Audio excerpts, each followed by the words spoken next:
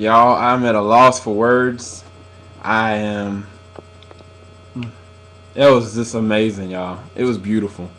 Like it was just beautiful. I've never been to the point where I'm so flabbergasted and just so happy and like stricken with joy. Like it's by the end of the episode of Smallville season 10 finale, I was yelling.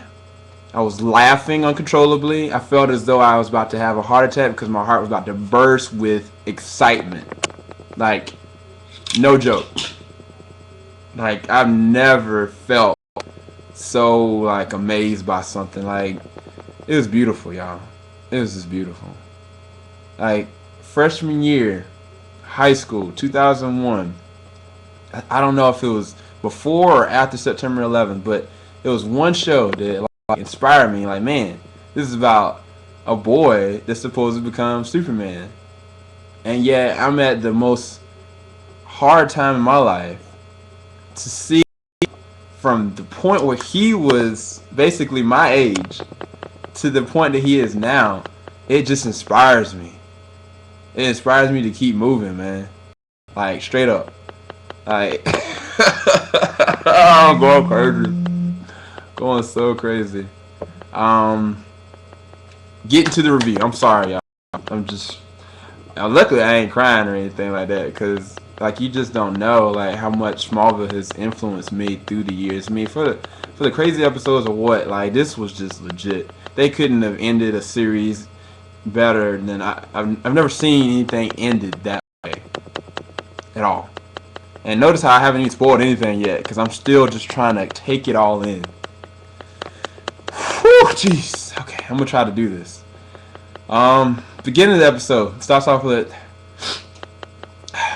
Chloe, and she's talking to a little boy. She's got a comic book. Sure enough, it looks like Smallville. It looks like Clark, and it just goes from there. Like it builds from there. Clark is still trying to battle with Lois about the wedding. He's sure of himself that he needs to move on and do what he needs to do to become who he has to be. That means cutting all ties off, embracing his full Kryptonian side, and just walking in whatever he has to do next. And so he takes Lois as that's a part of him. Like she's a reason for him to move on. And as we all know, like she's not the reason for him to move on. He moves on because he loves to protect.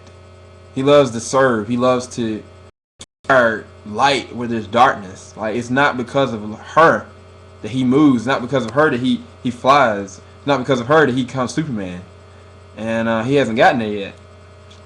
So keeps giving her to run around, and she keeps on getting around, and eventually she comes to consensus that we're not gonna have this wedding.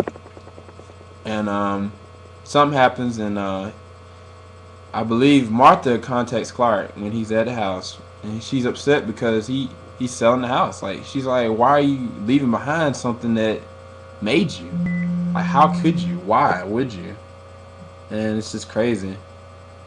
I don't know, y'all. I'm still trying to. Man, just give me a second.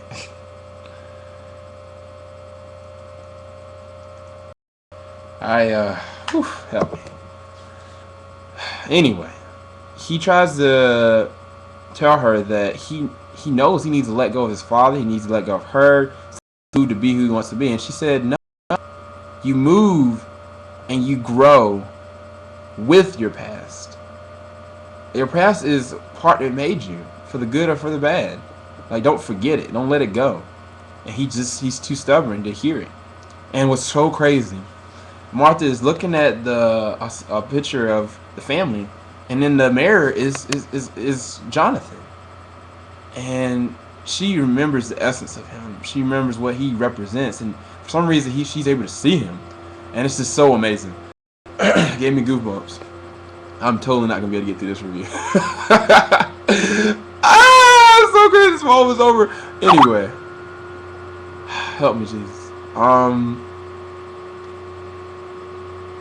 Fast forward, and basically Oliver's totally overtaken with darkness. He is going back and forth from light to dark, and he doesn't know what to do.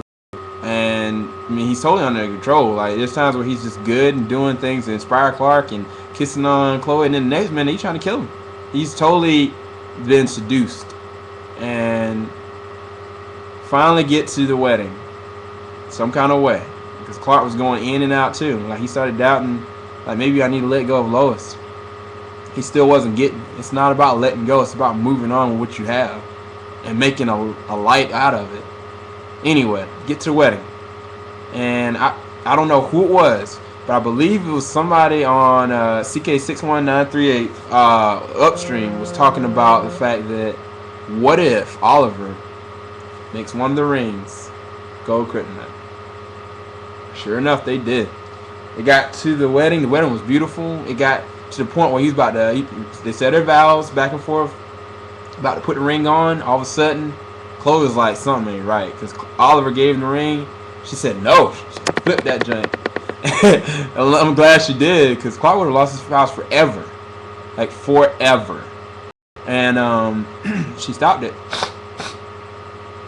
only for Oliver just to flip out. And like, he decked Clark, threw Lois over it. Clark jumped into that window. He grabbed his wife. He's like, "What you doing, fool?"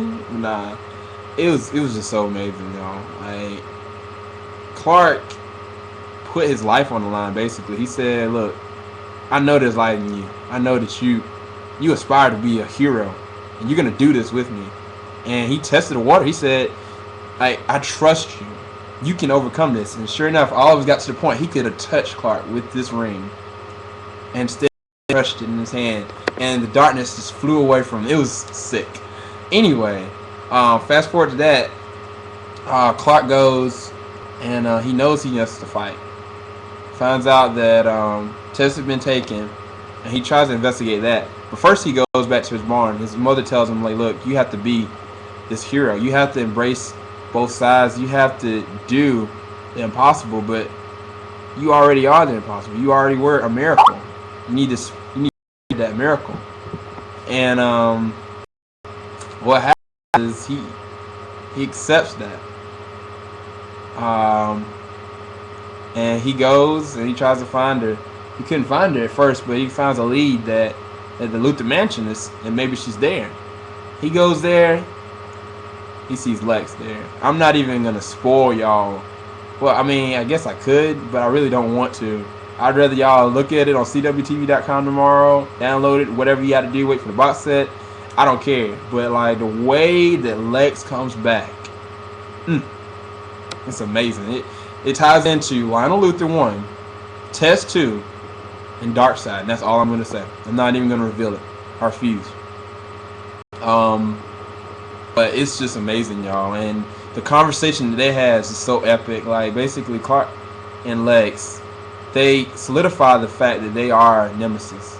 Like, they are ultimate nemesis. And Lex is so blunt, honest in the saying that it wasn't the fact that Clark had everything, but it's that he denied it all. And he said, if it would have been me, I would have taken it in a second and lived out that destiny. And it was just crazy. So fast forward from there. I know I'm flying by this, y'all, but like I got a lot of stuff going on. I'm trying not to go crazy up here, and like I know it's YouTube. I don't want to go. Anyway, this is my last small video anyway, so I might as well just go all out. I'll probably make another video after this, y'all, where I'm more together. Anyway.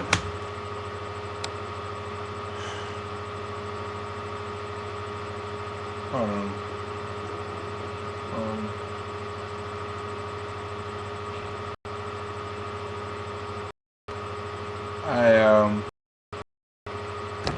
People are texting me about this. Anyway,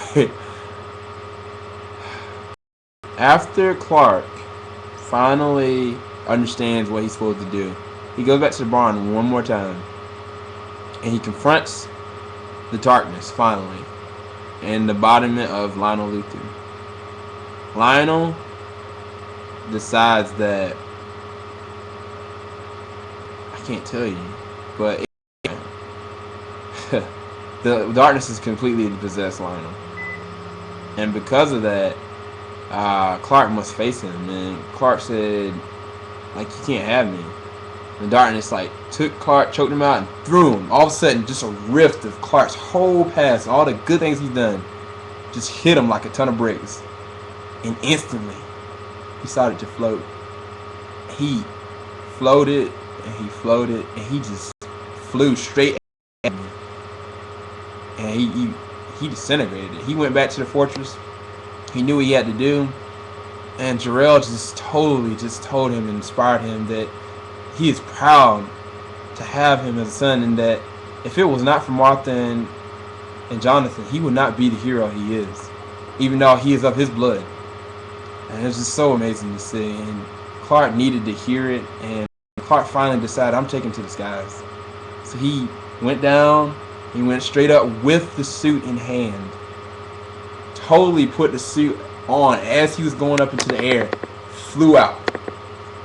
Lois was on a plane with the president trying to tell them to stop the nuclear fallout on the apocalypse that was about to hit. And she convinced the plane's about to go down. Clark saved it. Everybody was looking to the sky. Everybody was covered in darkness. And Clark went straight at Apocalypse. He moved it. He inspired. And he saved the day. 7 years later, it was just crazy because, I mean, the wedding didn't commence, didn't go through, but I guess 7 years later they decided they wanted to continue it and get the marriage done secretly, which I was right about, y'all. Y'all know I was right.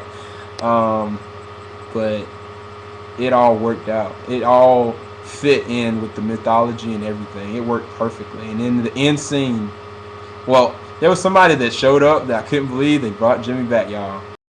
It's Jimmy's little brother, but he looked just like the Jimmy from before. It was amazing.